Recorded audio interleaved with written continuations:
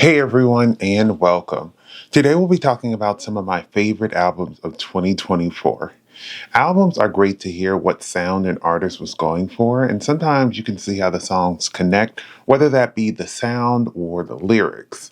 I think it's important to always listen to an album straight through without shuffling, as the artist intended as the first go around.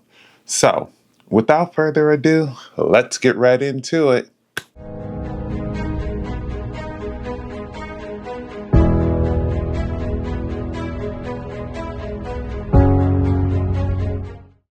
There are so many albums that came out this year that I enjoyed, and unfortunately, I can't add them all. Here are some of my honorable mentions: In Search of the Antidote by Fletcher, Found Heaven by Conan Gray, The Tortured Poet Society by Taylor Swift, Vertigo by Griff, Persona by Half Alive, The Sun Comes Up by Louis the Child, and Exotic by Vita. Boy is a very self reflective album by Luke Hemmings. It's a short one, and the songs are very chill. Luke Hemmings is in the band 5 Seconds of Summer, and he released his solo debut when Facing the Things We Turn Away From in 2021, which let him explore his sound. And with this album, we get more of that while he sings about growing older and being away from the people he loves and how difficult that can be. I really like his voice and feel like more people should be listening to his music because it's some great stuff. The album is very melancholy, and I love seeing how his voice and the writing have grown and improved. This was the perfect album for me to listen to, when I was driving or just at home relaxing. I'm Still Your Boy is one of my faves off of this album, but if there was one that really stood out, it would be Benny, which, fun fact, is named after his brother. Cowboy Carter, time to strike a match and light up this juke joint. And that's exactly what Beyonce did. There was a time when I was into country music briefly, and it's been a while since I've listened to country. And then Beyonce released this album, which at first was hard for me to get into because I don't really like country music that much. But by the end of the year, this was my most played album. The album is structured so that you play these songs in chronological order because each song segues into the next.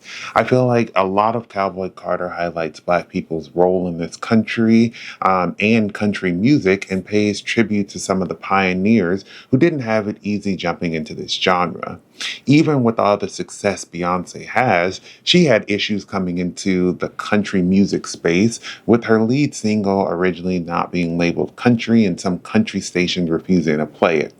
One thing I have come to love and appreciate about Beyonce is that I feel that she is intentional in her music and how it's released, and she is not chasing chart success, but trying to make an impact in the world through music.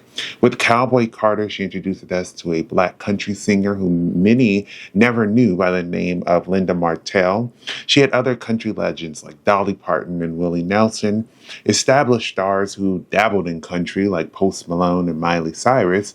And one of the most important things to me was having Black country artists who are up and coming and having them on the album, which boosted their careers. Because look at Shabuzi, for example, who now has the longest running #1 after being introduced to many people on Cowboy Carter. Beyonce shined a light on how hard it is for Black country singers with this album, and I feel like everyone got to see the microaggressions that many Black artists feel in that space. In many of the songs, she makes it known that Black people are the forefathers of country music, and you can deny it all you want, but history can't be erased. It amazes me how there is no one living that is on the same level as Beyonce, and how with every album she delivers something great, even if she doesn't release any visuals. It's so hard to pick a favorite because American Requiem, Two Most Wanted, Ya Ya, 16 Carriages, Tyrant, and Two Hands to Heaven are just some of my faves, and that is not even all of them, to be completely honest. But I think Ya Ya is the one that will go down as the standout for me, and it's definitely my top off of this record.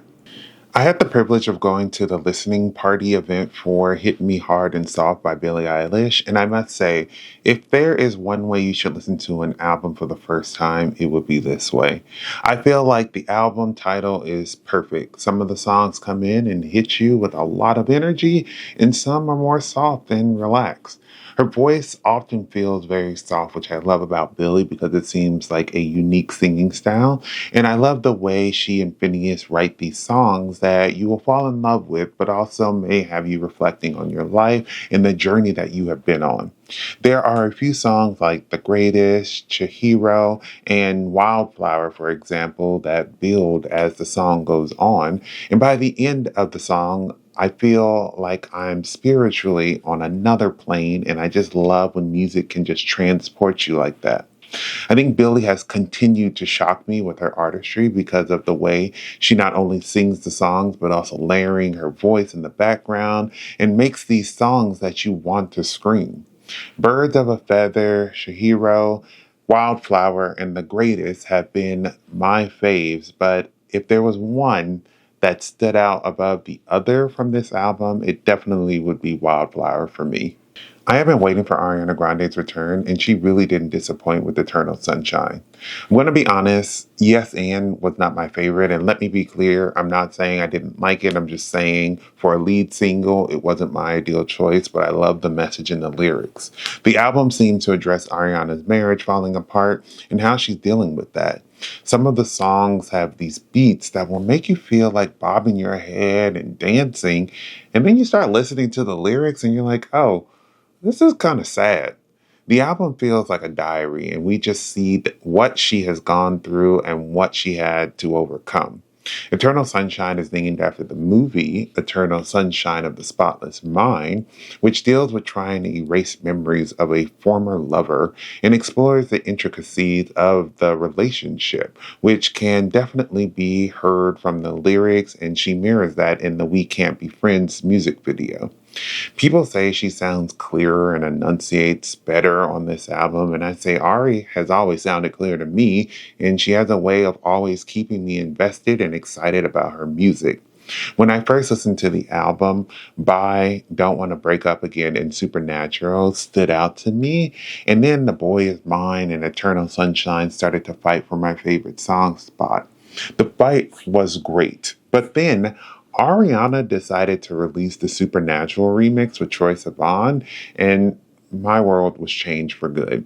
So that is hands down my favorite song on this album. The song is short, but they work so well together, and I just fell in love with it, and I am secretly hoping for a music video. One thing that's for sure is that this album probably has the most played interlude I have ever played because I just love when she says Saturn comes around and hits you over the head and says, "Wake up." Wicked might be sort of cheating because I've heard all the songs before, but I haven't heard them by these artists that sing these versions of the song, so it's different. The soundtrack goes so well with the movie and the play, and I really just loved how they showcase some vocal power. As I was listening to the songs, I realized a lot of them are foreshadowing events that happen later in the film or in the second movie, and the lyrics are filled with so many Easter eggs. I'm so glad this musical adaptation, soundtrack, and film were so good, and I feel like the artists made the songs their own. Choosing a favorite is actually really easy for me. Defying Gravity, it's just such a climatic song and the perfect way to end the movie and the first act. When I listened to Short and Sweet by Sabrina Carpenter, I was like, how have I not listened to Sabrina Carpenter before? But then I did some digging through my library and realized I had listened to her a couple of years ago, and her sound was just so different. The album is short and so much fun, and I feel while listening that Sabrina was having fun while making it. Espresso was a bop from the first time I heard it, and then going through the album, I heard more that was just wonderful. There's definitely country and R&B influences that can be heard, and I felt across the board, the lyrics show this confidence in what she wants and how she wants a partner to behave. And I love that because after going through experiences, sometimes you're like, I like that, or I don't like that. Or maybe you're just like, wow, I'm the prize and you actually suck. And now I'm doing better without you. Sabrina has grown on me a lot over the year, and I'm looking forward to what's next. If I had to choose a favorite, I think it would be the scandalous Bedkim because that song is just a bop and it is so catchy. I chose the Brat remix album, Brat and It's Completely Different, but also Still Brat by Charlie XCX, because it's filled with the original songs and new ones. I love this because there are songs on the original album that I love, some on the remix that I love, and there are some that I love on both the remix and the original. The remix songs either sound different or use different lyrics, and it truly feels like remix songs because of how they made these songs into a whole new song, but kept parts from the old song as well. I feel like Charlie has this party girl aesthetic for Brat, but in some of the songs, the lyrics are deeply personal, and I love the duality of being able to be that party girl and either shifting to a more serious song or just having this party beat while singing about something serious. Charlie is someone whom I have listened to for a while, and I love how, especially with this album, she does her own thing, which seems like she trusts herself, and I love that she puts out this music that feels like her and no one else. If I had to choose a song that is my favorite, it would be the Talk Talk remix with Troye Sivan, but I have to also say that 360 is an absolute banger. There were so many great albums released this year, and if you ever feel like there isn't enough, expand your search, find new artists, and revisit old artists because there is something out there for everyone. Thank you for watching my video. As always, I would love to hear some of your favorite albums of 2024 in the comments down below. Please don't forget to subscribe. But besides that, everyone stay safe, have fun, and hopefully 2025 brings you all that you want.